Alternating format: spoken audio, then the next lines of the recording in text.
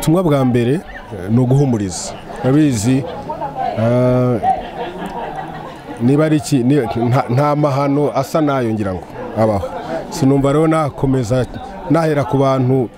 bari urazi iyo mfite umugore w'umucikacumu wari mu gihugu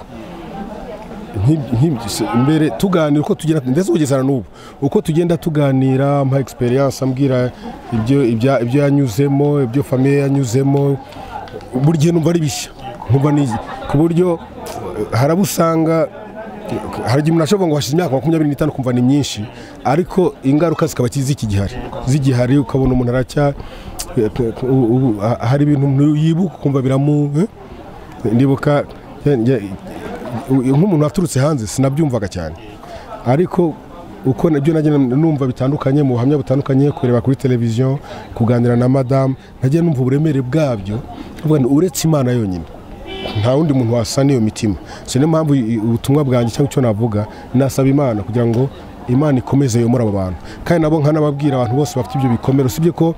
twese nk'abanyarwanda bitugiraho ingaruka ko iyo uri umunyarwanda ikibaye ku Rwanda kikugiraho ingaruka ako numva nabwira n'abantu ngo nibiyegamitse Imana bagereze basanga Imana ko Imana nishobora komora umuntu umutima w'umuntu ikamuha ibyiringiro bishya no kwintu gusanga Kristo numva nasaba Imana ngo ishigikire imitima ibafashe n'abantu begera Imana ko nishobora kubomora mbabwira no gukomera